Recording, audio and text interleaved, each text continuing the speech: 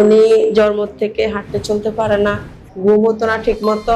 তারপরে রাত্রিরে তো অনেক সময় ঘুম যাইতো না, মানে জ্বালাতন করতো আর কি। সময় নাই ঘুমের, যে কোনো সময় ঘুম যাইতো, আবার রাত্রিবেলা অধিকাংশ জাগন থাকতো। ইমাম হোসেন স্যারকে দেখানোর পরে ইনশাল্লাহ মানে ঘুমও ঠিক মতন হয়, জ্বালাতন এত বেশি করে না।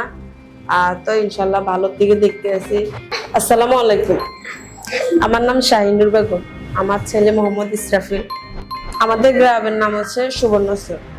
আমরা থাকি হলো সাতক্ষীল দশগড়িয়া, ওইখান থেকে এসেছি। বাবুর বয়স এখন 6 বছর চলতেছে।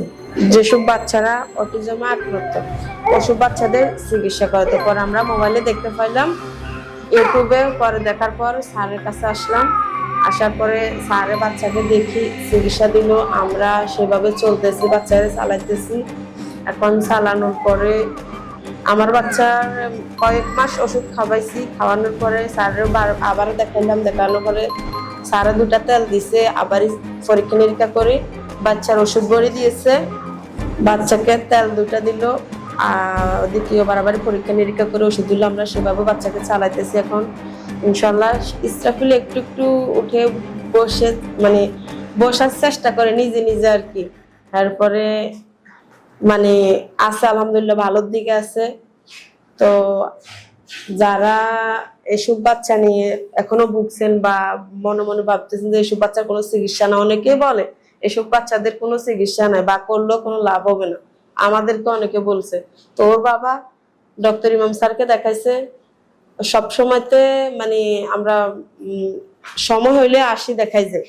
তো আমরা আসি দেখা যায়, ওষুধ বড়িও ঠিক মতো সেবন করতেছি, বাচ্চার দিকে কেয়ার করতেছি। এখন বাচ্চা আলহামদুলিল্লাহ ভালোর দিকে আছে। আপনারা যারা এভাবে মানে ভাবতেছেন যে দেখাবো না, টাকা পয়সা এভাবে ইয়ে করে লাভ নাই, 2-4 দিন এভাবে এগুলা মানে মনে নিবেন না। চেষ্টা করেন, চেষ্টা করলে ইনশাল্লাহ আল্লাহ একদিন সফল করবে, ইনশাল্লাহ সফল হবেন। ডক্টর ইমাম হোসেন স্যারকে দেখানোর আগে আমার বাচ্চার ঘুম হতো না ঠিক মতো। তারপরে রাত বিরেতে অনেক সময় ঘুম যাইতো না, মানে জ্বালাতন করতো আর কি। সময় নাই ঘুমের, যে কোনো সময় ঘুম যাইতো, আবার রাত্রিবেলা অধিকাংশ জাগন থাকতো। তো এখন ইমাম হোসেন স্যারকে দেখানোর পরে ইনশাল্লাহ মানে ঘুমও ঠিক মতন হয়, জ্বালাতন এত বেশি করে না। আর তো ইনশাল্লাহ ভালোর দিকে দেখতে আছি।